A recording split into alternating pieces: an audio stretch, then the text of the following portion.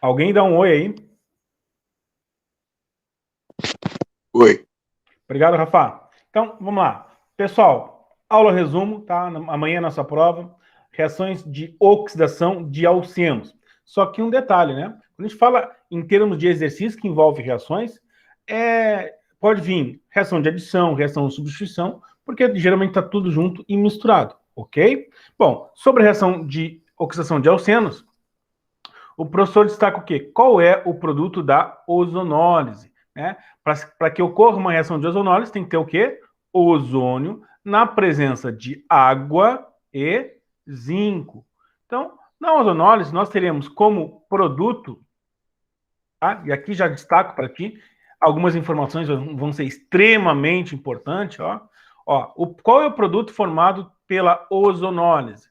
O produto vai ser o aldeído, a acetona e a água oxigenada, ok? Pode ser 2 aldeídos e água oxigenada, ou pode ser 2 cetona e água oxigenada. Mas o produto da ozonólise, tá, por padrão, é aldeído, cetona, ou seja, quais são as duas funções orgânicas que se produz na reação da ozonólise? Aldeído, cetona, tá? E de brinde aí vem a água oxigenada. Como é que ocorre isso? Ocorre através da quebra da ligação dupla, ok?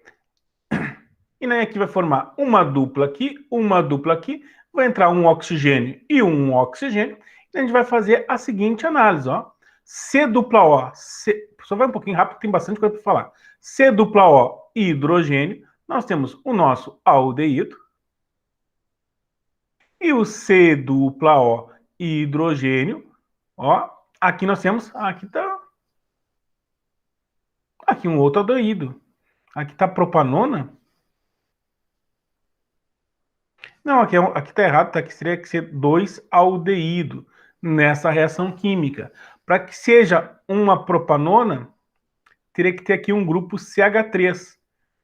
Aí sim seria uma propanona. Você vai colocar como exemplo, porque não tem exemplo aqui, mas vamos rapidinho.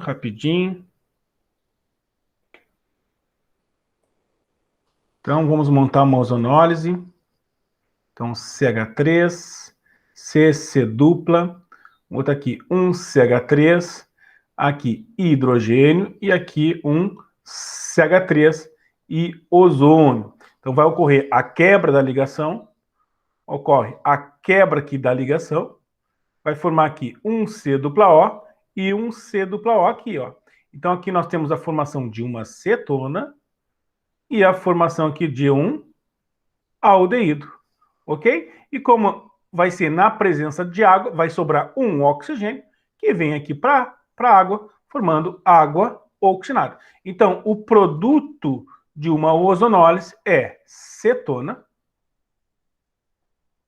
aldeído e água oxigenada. Ok? Bom, depois a segunda reação orgânica que o professor destacou para ti foi a oxidação branda, né? Sempre na presença de um agente oxidante, no caso o permanganato de potássio, a uma baixa temperatura e em meio neutro ou meio básico. Então a oxidação branda ocorre em meio neutro e meio básico. Isso é importante, tá? Neutro ou básico. E nós temos que saber qual é o produto formado. Pessoal, isso vai ser importante na prova amanhã. Essa é a dica, ó. Qual é o produto formado na oxidação branda? Qual é o produto formado na ozonólise? Então, o produto formado sempre vai ser um diol vicinal, sempre vai ser um diálcool. Por quê? Porque vai ocorrer a quebra da ligação dupla e vai ocorrer a formação aqui, ó, de duas hidroxilas vizinhas. Então, ao quebrar a ligação, vai formar aqui um OH e um OH. Forma um diálcool. E como são vizinhos, diálcool vicinal. Então, isso é a oxidação branda. Ok? Então, tá. Então, vamos lá, revisãozinha. A ozonólise, quais são os produtos? Aldeído, cetona, água oxigenada. Oxidação branda, qual é o produto? Diálcool vicinal, ou diol vicinal. Então, tá aqui as duas hidroxilas formadas. Nesse caso, nós tínhamos um eteno, né? Nós tínhamos eteno. ocorreu a quebra da ligação e ocorreu a formação aqui de duas hidroxilo. Então, o que era eteno se transformou em etano 1,2, porque nós temos carbono 1, 2, diol, também chamado de etileno glicol, porque o eteno é também chamado de etileno. E a oxidação energética, qual é o produto formado da oxidação energética? Bom, nem vai depender. Se for carbono primário, CO2 e água, tá? Pessoal, destaque para isso, ó, isso vai ser importante amanhã. Ó, carbono primário produz o quê? CO2 e água. Carbono secundário, qual é o produto? Ácido carboxílico. E carbono terciário, o produto vai ser uma cetona. Tá? Só lembrando como é que a gente identifica quem é um carbono primário, né? Carbono ligado a um carboninho primário, entre dois carbonos secundários, entre três carbonos terciários. E a oxidação energética? Nós temos que fazer a seguinte análise. Deixa eu voltar aqui para apagar, porque senão fica meio poluído. Ok? Então, a oxidação energética, qual é o produto formado? Quando a gente fala em produto formado, a gente tem que fazer a seguinte análise. Sempre vai ocorrer aqui a quebra da ligação dupla, né? Mas esse carboninho aqui, ele é primário, secundário, terciário. Ora, está entre 1, 2, 3 carbonos. Então, ele é um carbono terciário. Ok. E esse carboninho aqui, ele está entre 1 e 2 carbonos. Então, ele é um carbono secundário. E né, a gente faz análise, né? Ora, um carbono terciário produz uma cetona e um carbono secundário produz um ácido carboxílico. Então, a gente vai quebrar aqui, ó, e vai ficar o quê, ó? CH3, C dupla, CH3, aqui C dupla, hidrogênio, CH3. Então, o carbono terciário, ó, atenção, atenção, ó, o carbono terciário produz uma cetona. Então, a gente voltamos lá, ó, o carbono terciário é o que nós temos aqui, vai produzir uma cetona, então, ó, tá aqui um oxigênio. C dupla O entre dois carbonos, nós temos uma cetona. Agora, e um carbono secundário? O que um carbono secundário produz? Ora, o carbono secundário produz um ácido carboxílico. Por que isso é importante? Porque simplesmente a gente colocar um oxigênio aqui, ó, vai ficar o quê? C dupla O hidrogênio, a gente vai dizer que é um aldeído. Mas não, na oxidação energética, tá? E geralmente aparece a palavra energética na reação, é um ácido carboxílico. Então nós temos que colocar aqui também um oxigênio. Então aqui nós temos a formação de um ácido carboxílico. Então a pessoa vai voltar para destacar para ti isso aqui. Então, qual é o produto formado? Qual é o produto formado se o carbono for primário? CO2 e água. Qual o produto formado se for secundário? Ácido carboxílico. Qual o produto formado se for um carbono terciário? Uma cetona. Ok? Então tá. Vou apagar aqui porque agora ficou polidão a imagem. Tá. É claro, se for em termos de nomenclatura, como é que vocês vão identificar qual é o nome do composto? Ora, ao quebrar aqui, ó, e ao montar, botar aqui um oxigênio, botar aqui um oxigênio e uma oxigênio aqui, né? Porque o carbono secundário produz um ácido carboxílico. O resto, depois de montar o composto, eu dou o nome da substância. Como nós temos aqui 1, 2, 3 carbonos, prop, ligações simples entre carbonos, e como é uma cetona, é ona no final, nós temos uma propanona. É a mesma coisa lá, formou um ácido carboxílico? Ok. Qual o nome da substância? Com 2 carbonos, et, ligações simples an, e como é um ácido carboxílico, óico no final. Lembrando que todo ácido vai ter a palavrinha ácido na frente. O ácido etanóico também é chamado de ácido acético. Pessoal, então, ó, esse é o resumo aí da oxidação de alcenos. O que o professor destacou para ti aqui? Peraí. Vou botar aqui minha imagem branca. Tá. Então, na oxidação energética, o professor destacou para ti, a oxidação energética. Na oxidação de alcenos, o professor destacou, vou pegar azulzinho, que nós temos a ozonólise, nós temos a oxidação branda, E nós temos a oxidação energética. Aí, qual é o produto formado pela ozonólise? Aldeído, cetona e água oxigenada. Qual o produto formado na oxidação branda? Um diálcool, ou a gente chama de diol. E na oxidação energética? Bom, na oxidação energética vai depender, né? Se o carbono for um carbono primário, se o carbono for um carbono secundário, ou se o carbono for um carbono terciário. Se o carbono for um carbono primário, vai produzir CO2 e água. Se for um carbono secundário, irá produzir uma cetona, né? Porque nós temos lá um carbono secundário, ó. Fica CH3 e hidrogênio. CH3. Desculpa, se for um carbono terciário, vai produzir uma cetona aqui, ó. Opa, for carbono terciário, produz uma cetona. E se for um carbono secundário, tá aqui um hidrogênio, um CH3. Se for um carbono secundário, vai produzir um ácido carboxílico. Certo? Tudo bem? Tranquilinho? Deixa eu ver se eu voltei ou não voltei. Resumo, foi. Tem tanta coisa para falar que acaba não... Ok. Tá, carbono secundário carboxílico, tá tudo certinho, botei tudo bonitinho para vocês. Então, vamos seguir em frente, pessoal. Agora, o professor vai fazer o resumo aonde? Da isomeria, tá? Vamos fazer uma revisão da isomeria. O professor está preocupado com o tempo aí. Tá? Bom, isomeria. O que nós temos que saber sobre isomeria? Bom, a isomeria, deixa eu pegar um marca-texto. A isomeria é um fenômeno caracterizado pela ocorrência de duas ou mais substâncias. Característica importante, eles têm que apresentar a mesma fórmula molecular e eles têm que ser compostos diferentes. As substâncias têm que ser diferentes.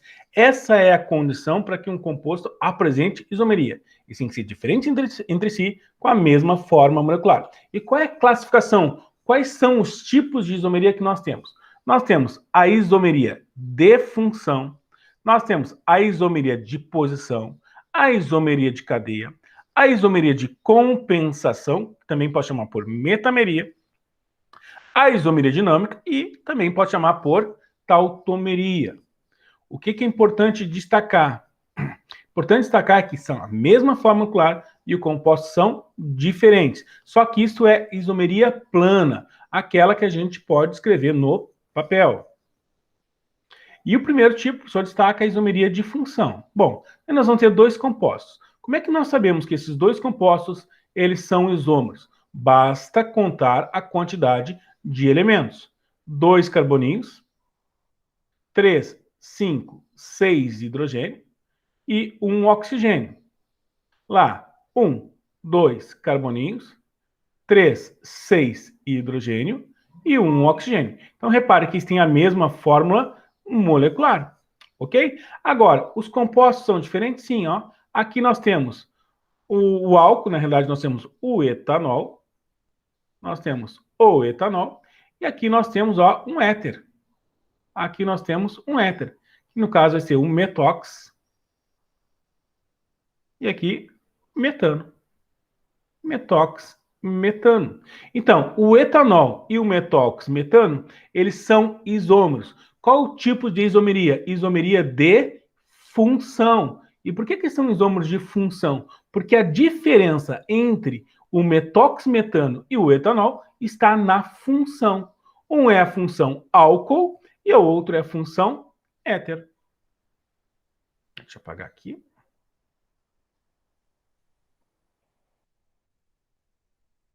Depois, temos isomeria de cadeia. Então, qual a diferença? Ora, uma vai ser a cadeia aberta e a outra vai ser a cadeia fechada. Mas se você contar a quantidade de carbonos e a quantidade de hidrogênio, vamos verificar que essas duas substâncias vão ter a mesma fórmula molecular. E detalhe, são compostos diferentes, né? São compostos diferentes. Então, são isômeros. Agora, qual o tipo de isomeria? Isomeria de cadeia. Por quê? Porque uma é a cadeia aberta e a outra é a cadeia fechada. São diferentes entre si e têm a mesma quantidade de carbonos e hidrogênio. Então, isomeria de cadeia. A isomeria de cadeia também pode ser o quê? A cadeia pode ser normal ou a cadeia pode ser ramificada. Aqui vai ter carbono primário, carbono secundário e carbono primário. Então, se só tem carbono primário e secundário, a cadeia é normal. Se tiver um carbono terciário, que é o caso aqui, ó, que está ligado entre 3 carboninhos, ó. Então, se ligar, estiver entre 3 carbonos, a cadeia vai ser uma cadeia ramificada. Eles têm que, para ser isômeros de cadeia, o que eles têm que ter? Eles têm que ter a mesma forma molecular e compostos diferentes. Eles são diferentes, né? Ó, mesma função, ok. Mas repare, um é cadeia normal e outro é cadeia ramificada. São diferentes. E ambos têm a mesma forma molecular. Ambos têm 4 carbonos, ó. Ambos vão ter 4 carbonos, 8 hidrogênio e 1 oxigênio. Pessoal, não vou ficar contando aqui carbonos e hidrogênio, senão não vai dar tempo para o professor mostrar tudo para ti. Ok? Tá aqui contando uns minutinhos aqui para mostrar tudo para ti aí para a prova de amanhã. É uma leitura. Esse conteúdo o professor já trabalhou contigo aí na velocidade adequada. Okay? É apenas uma leitura, uma revisão aí para brilhar essas informações aí para amanhã. A isomeria também pode ser isomeria de posição. Tá? O que significa isomeria de posição? A posição, ó, do grupo funcional. A hidroxila aqui está no carbono 1 e aqui a hidroxila está no carbono 2. Então a diferença entre essas duas substâncias está na posição do grupo funcional. Para que sejam isômeros, eles têm que ser diferentes e ambos têm o que? A mesma fórmula molecular. Essas duas substâncias têm 3 carbonos, têm 8 oxigênio e 8 hidrogênio e 1 oxigênio. Então, tem a mesma fórmula molecular, são diferentes entre si. A diferença está na posição do grupo funcional. Então, nós temos a isomeria de posição. A posição também pode ser em função da insaturação, ó. Aqui nós temos a dupla ligação, que está entre um carbono 1 e o carbono 2. E aqui, na outra molécula, está entre o carbono 2 e o carbono 3. São compostos diferentes? São, porque existe diferente posição da insaturação.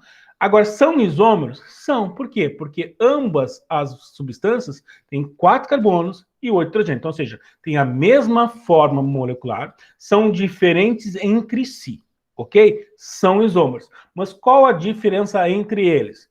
A função? Não. Ambos têm a mesma função. Ambos são hidrocarbonetos. Então, não é isomeria de função. São isomeria de cadeia? Não. Ambos são cadeias abertas, são insaturadas, então não é isomeria de cadeia. Vai ser isomeria de posição, só que nesse caso, da posição em relação à insaturação, que na primeira molécula, a insaturação está no carbono 1 e no carbono 2, e na segunda molécula está no carbono 2 e no carbono 3. Ok? Então tá bom. Ufa! Daqui a pouco sobra tempo se bobear. E aqui tem a isomeria de posição em relação aqui à ramificação, ó. Nós temos a ramificação, e se a gente contar aqui 1, 2, repare que o grupo metilo aqui está no carbono, ó, 2. E aqui, 1, 2, 3. Repare que a ramificação está aqui no carbono 3. Então, essas duas moléculas, eles têm a mesma forma molecular. Se a gente contar o número de carbonos de hidrogênio, a gente vai verificar que tem 7 carbonos e 16 de hidrogênio. Tem a mesma quantidade de carbono e hidrogênio. Então, tem a mesma forma molecular. E a gente vai verificar que esses compostos são o quê? São diferentes entre si. E qual é a diferença? A ramificação. Um está no carbono 2 e o outro está no carbono 3. Então, por isso que é isomeria de posição. Pessoal, até esse exato momento, o professor falou sobre a isomeria de função, isomeria de cadeia e isomeria de posição. O que o professor vai falar agora é sobre a isomeria de compensação, que também pode chamar por metameria. O professor colocou um quadrinho aqui branco para mostrar para ti o seguinte, ó, CH3, CO, CH2, CH3. Não, vou botar aqui mais um. Ok, temos aqui a primeira molécula. Agora vamos escrever outra. CH3, CH2, O, CH2, CH3. Bom, a gente vai, vamos lá, está aqui a segunda molécula. Vamos contar aí carbonos de hidrogênio. Então, nós temos 1, 2, 3, 4 carbonos, 3, 5, 7, 4 carboninhos. Nós temos 3, 5, 7, 10 hidrogênio e 1 oxigênio, ok? Vou apagar aqui os riscos que o professor fez.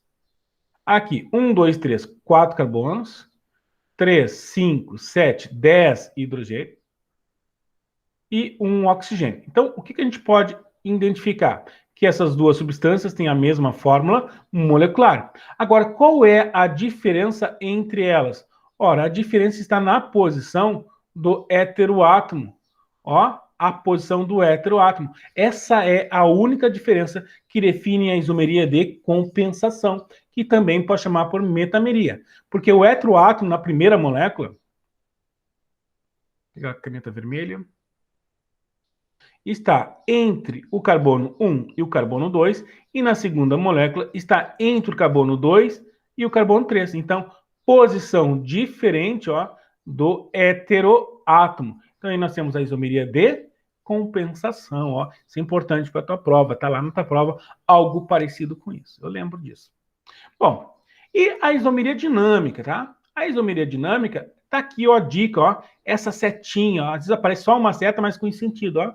Onde o que nós vamos ter? Nós vamos ter um aldeído. Esse aldeído vai se transformar em enol e esse enol vai se transformar em aldeído.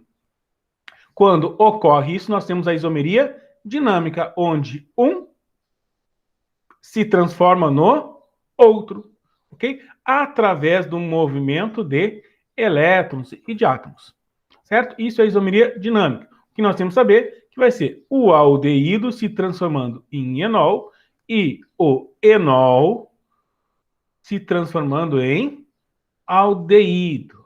E essa setinha aqui, que é a chave, ó, para a gente resolver muitos exercícios.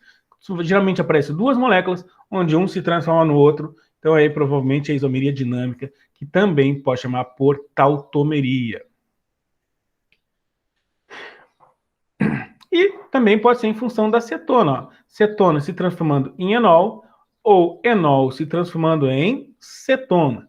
Está aqui, ó, a ligação aqui, ó, onde um se está se transformando no outro, tá? Pode ser apenas uma seta. Mas, se a gente contar a quantidade aqui de carbonos, a quantidade de hidrogênio e oxigênio, a gente vai verificar que ambas as moléculas têm a mesma forma molecular e elas são diferentes entre si. Então, são isômeros, tá? A diferença é que um aí é uma cetona e outro é enol, ou aldeído e enol. Certo, pessoal? Então, nesse exato momento, o professor aí destacou a isomeria plana. Mas também apresenta a isomeria geométrica. Agora a gente vai entrar aqui agora na isomeria espacial, onde nós temos a isomeria geométrica e a isomeria óptica. Olha, os cachorros estão lá, latindo. Tem uns 5 cachorrinhos. Lá, isomeria geométrica, também chamado de cis-trans. Bom, condições fundamentais. Isso vai ser importantíssimo amanhã para a prova. Ó. Condições fundamentais para que ocorra isomeria cis-trans, ou isomeria geométrica. Bom, a primeira condição é que ocorra a dupla ligação entre carbonos. Tem que ocorrer a dupla ligação entre carbonos. E a próxima característica é que esse grupo aqui, ó, o R1, ele tem que ser diferente do grupo R2. E o grupo R3 tem que ser diferente do grupo R4. Então, quando existe uma dupla ligação entre carbonos e o grupo R1 é diferente de R2 e R3 for diferente de R4, nós temos aí um composto do tipo cis-trans. Também chamado geométrica, tá? Bom, a isomeria óptica, o que o professor vai destacar? Só que antes disso, eu gostaria de destacar para ti uma coisa que é extremamente importante. R1 ó, vai ser igual a R3? Pode não ser, mas também pode ser. O que não pode? Ora, o que não pode é esse grupo ser igual a esse, ele tem que ser diferente. Mas R1 pode ser igual a R3. Ok? Bom, e a isomeria óptica?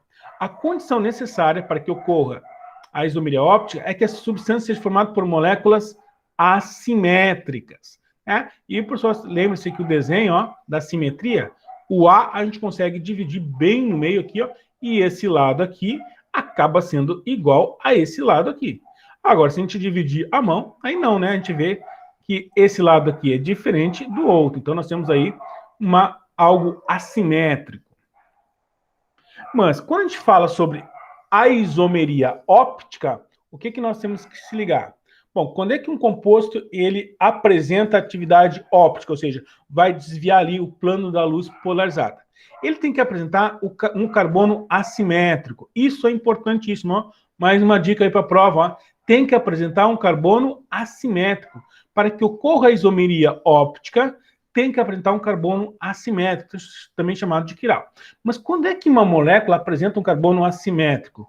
Ora, quando apresentar um carbono, que possui uma hibridação do tipo sp3, isso aqui é importante, aí, pessoal. Importantíssimo, tá aí a dica, tá? Então, ou seja, para que um composto apresente isomeria óptica, a primeira característica é apresente, um carbono com uma hibridação do tipo sp3. Além disso, esse grupo aqui, ele tem que ser diferente desse grupo aqui. E o R4 tem que ser diferente do grupo R3. E o R3 tem que ser diferente do R2. E o R2 tem que ser diferente do R1. Ou seja, todos os grupos que estão ligados a um carbono com hibridação sp3, ou seja, 4 ligações simples, eles têm que ser diferentes entre si. Quando ocorre isso, ocorre a isomeria óptica. Só atenção, não confunda a isomeria geométrica com a isomeria óptica. A isomeria geométrica do tipo cis-trans tem que existir uma dupla ligação entre carbonos. Aqui não, na isomeria óptica, o carbono tem que ter apenas ligações simples. Não pode apresentar a ligação dupla, ok? Bom, aí o professor colocou aqui uma molécula, né? Será que essa molécula do ácido lático apresenta isomeria óptica? Nós temos que analisar. O carbono que está aqui, ele tem 1, 2, 3 hidrogênio. Então, a gente consegue identificar que tem 2 grupos idênticos. Então, esse carbono aqui não é um carbono assimétrico. A gente vai olhar para esse carboninho aqui. Esse carbono que está aqui, está ligado com um grupo. Na verdade, não está ligado com carbono, está ligado aqui com um hidrogênio, está ligado com a hidroxila e está ligado aqui com esse grupo. Então, a gente tem que analisar assim, está ligado com o hidrogênio, está ligado com o grupo CH3, está ligado com a hidroxila e está ligado aqui com o grupo carboxila. Então, são 4 grupos diferentes. Além disso, esse carboninho aqui tem 4 ligações simples. Então, a gente pode dizer que ele é do tipo sp3. Então, pronto. Esse carbono aqui, é um carbono assimétrico, que a gente representa aí com um asterisco. Se apresenta um carbono assimétrico, pronto, essa molécula apresenta atividade óptica, ok? Uma molécula pode ter um ou pode ter vários carbonos assimétricos, mas para que apresente o carbono assimétrico, tem que ter 4 grupos diferentes entre si e tem que ter ligações simples, ou seja, do tipo sp3.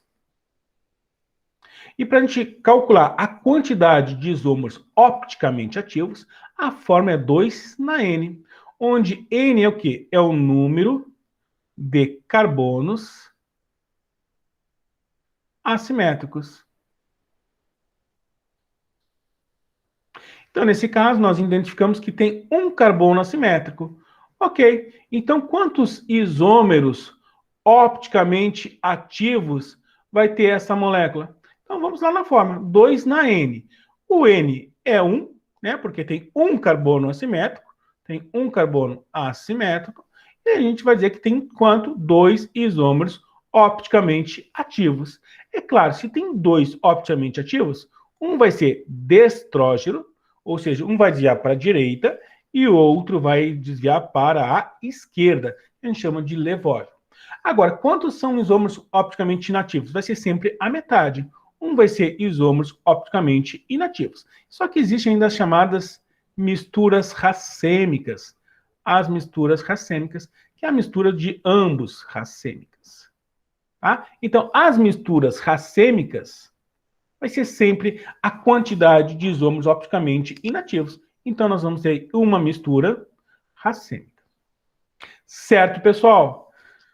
Ufa, o professor agora está mais tranquilo, tá? O professor estava preocupado porque o tempo voa. A gente começa aqui a trabalhar o conteúdo e quando a gente vê, já acabou a aula e o professor tinha que mostrar para ti as reações de oxidação de eocenos e tinha que mostrar aqui toda a isomeria óptica para vocês.